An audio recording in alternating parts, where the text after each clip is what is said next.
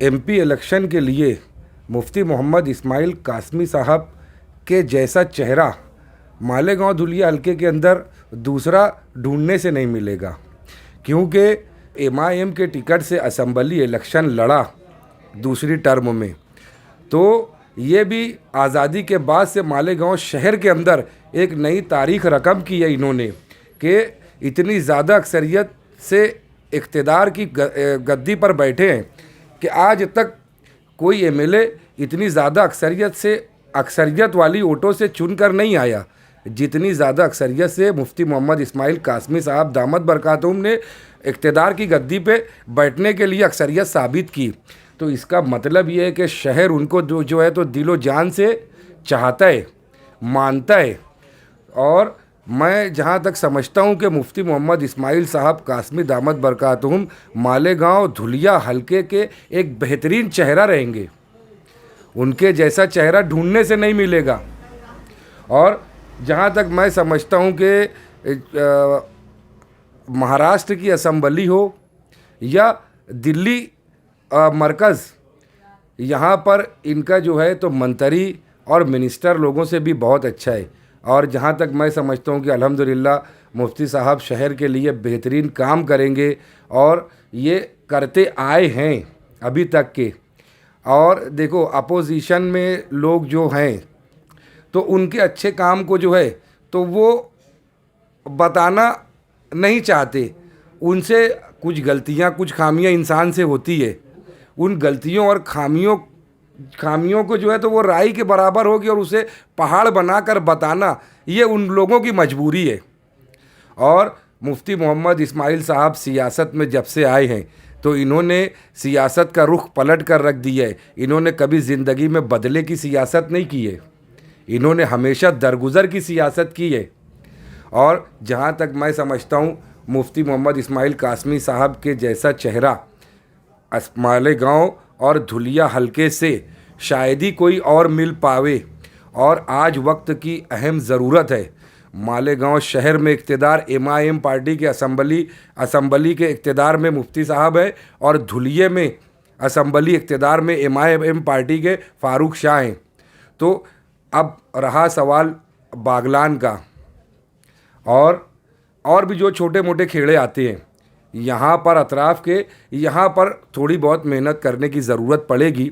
अब रहा सवाल कि शहर का एमएलए आज एमपी इलेक्शन लड़ेगा तो इंशाअल्लाह मालेगांव शहर के लोग तो पूरे शामिल रहेंगे उनके साथ, और धुलिया के जो मुसलमान हैं वो भी शामिल रहेंगे।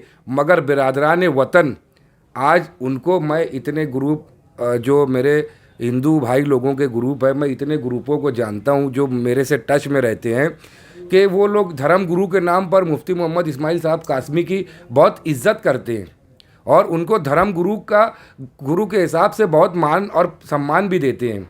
तो ऐसे लोग जो सेकुलर जहनियत रखने वाले हिंदू बिरादरान वतन है जो हमारे, इन लोग भी जो है तो एक भारी अक्सरियत में उनको जो है तो वोट देंगे। उसके अलावा मैं ये भी बोलना चाहूँगा कि मैं औरंगाबाद शहर की मिसाल देना चाहूँगा यहाँ पर कि इम्तियाज़ जलील, इन्होंने कभी सियासत का शो नहीं देखा था। असम्बली इलेक्शन इन्होंने ज़िंदगी में पहली बार लड़ा और कामयाब हुए, लोगों ने साथ दिया, असम्बली में उनको कामयाब किया। अब एमएलए रहते हुए उन्होंने एमपी का इलेक्शन, खासदारी का इलेक्शन लड़ा और अल्लाह पाक ने उन्हें वहाँ भी कामयाबी दी। बोलते हैं ना कि यार बहुत से उस टाइम और उस वक्त जो है तो मैं भी अक्सरियत से सुना करता था कि वहाँ पे मुसलमान कहाँ से चुन के आएगा। वहाँ पे 25 साल से शिवसेना का खासदार रहा है, इम्तियाज़ जलील कहीं भी नहीं लगता। तो मैं ऐसे लोगों और ऐसी सोच के लोगों को एक ही बात और एक ही शेर बोलना चाहूँगा कि अमवाज हवादिस ने चाहा था डुबो देना, अमवाज हवादिस ने चाहा था डुबो देना, अल्लाह का करम देखो हम फिर भी उभर आए। इम्तियाज़ जलील ने ऐसी मिसाल कायम करी औरंगाबाद शहर में।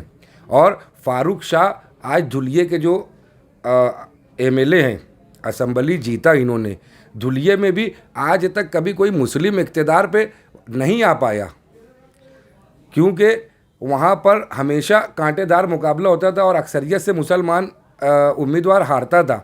लेकिन फ़ारूक शाह साहब ने भी एक बेहतरीन मिसाल धुलिया शहर के अंदर कायम करी।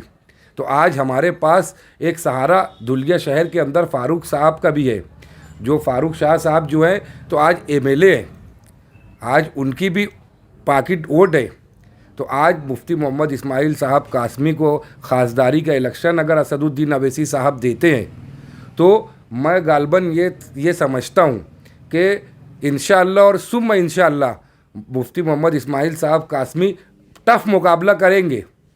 और मैं वोटरों से भी और मालेगांव शहर के, धुलिया शहर के, बागलान के और अतराफ़ के तमाम खेड़ों के दलित भाइयों को, हिंदू भाइयों को, बिरादरान वतन को और मुस्लिम लोगों को, सब लोगों को ये कहूँगा कि ये वक्त की अहम ज़रूरत है।